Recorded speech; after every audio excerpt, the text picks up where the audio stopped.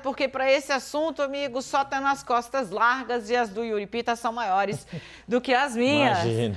A gente vai falar de pesquisa. Elas entraram na mira pesado, né, dos bolsonaristas já na noite de ontem, quando os resultados apontados diferiram bastante do que foi, do que era, né, previsto ou predito, digamos assim, pelos institutos. Tem uma série de questões a serem colocadas aí na análise desses dados, mas vamos ao que interessa. A diferença entre Lula e Bolsonaro em pontos percentuais ficou abaixo dos 6%, o que não aparecia ali nas pesquisas. Ó, vamos mostrar aqui um pouco, Yuri, o que a gente tem de dado, né? O resultado foi esse: Lula próximo de 48,5%, Bolsonaro perto de 43,2%. Perto não, cravando 43,2%. A diferença foi de 5,23 pontos percentuais. As pesquisas apontavam uma distância quase do dobro, né? Em média, a Paraná Pesquisas apontava ali 7,1 pontos percentuais, foi quem mais se aproximou desse resultado. O que dá para a gente trazer aí, Yuri, de avaliação a respeito desses dados? Primeiro, a gente é obrigado a repetir, não porque a gente gosta não, mas é porque é a verdade. Pesquisa não é adivinhação de número, é de tendência. E eu arriscaria dizer que a tendência, ela não aparecia já com os votos migrando, para onde os votos iriam, e para mim está aqui, os votos foram para cá, para Bolsonaro, mas elas mostravam que a terceira via estava patinando, em especial Ciro Gomes. O que aconteceu? Assiste o 360 de sexta-feira que você vai ver. Exato. Fala, meu bem. No fundo é isso, acho que você falou tudo, né? Não é para ficar adivinhando o número, adivinhar número é bom na Mega Sena, que aí ficaria todo mundo bem na fita. De fato, tem uma incapacidade das metodologias dos institutos de conseguir captar esse voto no presidente Jair Bolsonaro. Isso ocorreu em 2018, ele chegou à frente do que estavam com mais votos do que se previa, mas em todas as pesquisas a posição dele na disputa foi correta. Ele ficou na frente em 2018, como estava apontado no cenário das pesquisas, ficou em segundo lugar, como está apontado por todos esses institutos. A diferença foi menor na vida real? Foi, sem dúvida alguma, isso é um fato. E aí a grande questão é qual metodologia conseguiria captar melhor esse voto em Bolsonaro neste momento. Agora, de novo, Dani, você tocou num ponto importante. Para a gente pegar da Atlas Intel para cima, ou seja, 1, 2, 3, 4, 5, foram todas pesquisas divulgadas no sábado. Ou seja, do sábado até o domingo, o eleitor toma a sua decisão, inclusive consumindo essas informações. Eu fiz essa pergunta para o Felipe Nunes da Quest, de como eles monitoravam esse movimento que acontecia depois da divulgação das pesquisas na véspera da eleição. Você tem como fazer isso por meio das redes sociais. Havia todo um movimento de colocação, se o primeiro turno seria concluído, a eleição se concluiria em primeiro turno ou não. E é óbvio que o eleitor que não quer o ex-presidente Lula na presidência de jeito nenhum leva isso em conta na hora de tomar a sua decisão, porque o eleitor não é estático. No fundo, é isso. Mas que existe uma dificuldade maior de captação desse eleitorado, sem dúvida alguma. Embora as tendências todas estavam apontando isso que você falou, Dani.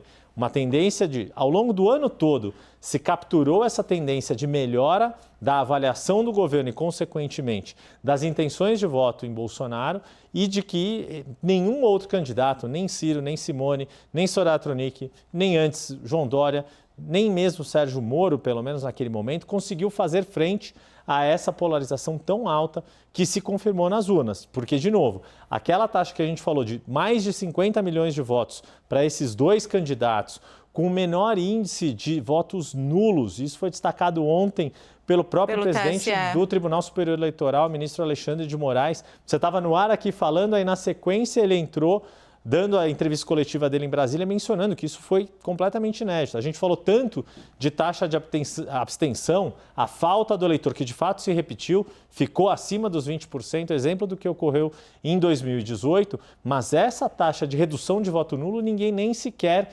imaginava que poderia acontecer, como aconteceu nesse domingo. Olha, trago o bastidor aqui rapidinho, né? Eu conversei pela manhã com um ministro do presidente Jair Bolsonaro, esse ministro muito próximo a Bolsonaro há bastante tempo. Ele diz basicamente o seguinte, ele aponta quatro fatores para que, quatro estados que foram chave no desmantelamento, digamos assim, do resto da crença dos bolsonaristas em pesquisas, né? Ele fala sobre Rio de Janeiro, onde as pesquisas davam ali Cláudio Castro com cerca de 40%, 45% dos votos e ele teve 58,6%. Ele cita esse bloco São Paulo, tanto na eleição para governador como para senador, em que para governador Haddad parecia à frente de Tarcísio e Tarcísio passou à frente de Haddad, e para o Senado Márcio França aparecia na frente de Marcos Pontes, e Marcos Pontes foi quem acabou eleito, e no Rio Grande do Sul. Sim, no Rio Grande do Sul, onde havia para o Senado a preferência nas pesquisas apontada para Olívio Dutra, e teve General Mourão virando o jogo. E Onyx Lorenzoni, que tinha 27 nas pesquisas, acabou com 37, ganhou 10 pontos percentuais na urna, 10 pontos que aparentemente migraram de Eduardo Leite, porque ele tinha 36 nas pesquisas e acabou com 26 na urna. E vale lembrar, no caso do Rio Grande do Sul, de fato, tudo ali embaralhado, porque também ninguém captou essa alta que o Edgar Preto, candidato do PT, teve na reta final. É voto útil, gente. Sim, enfim. Teve a questão, mostrou-se ali que a candidatura ao Senado de Olívio Dutra, que foi lançada na última hora, era competitiva, mas assim, sendo muito franco, pesquisa de candidatura ao Senado é muito difícil de captar. Pelo que você falou. Tanto quem é o candidato do Lula, quem é o candidato do Bolsonaro no Senado? Exato, a gente não tratou isso tão ali como uma notícia ali que era, olha, esse número é o que está acontecendo de fato, porque é difícil, de fato. Com 5 decisões para serem tomadas pelo eleitor, presidente, governador, senador, deputado estadual, deputado federal, quantos de nós mesmos que trabalhamos aqui com notícias que a gente está consumindo política, a gente fica para decidir candidato a deputado, às vezes na última hora, ou às vezes na última semana, não é tão claro assim, o eleitor não tem essa decisão tomada 6 meses E eu acho que o próprio antes, eleitor pode fazer essa consulta de consciência, né? Na minha sessão eleitoral ontem, esperando para votar, tinha uma turma animada, gente jovem, assim, e eles conversando ali na fila, né, esperando para votar, animadamente, tal, sobre suas opções. E aí perguntaram, você vai votar em quem para federal? Aí ele puxou a colinha, porque, na verdade, ele não sabia o nome do voto.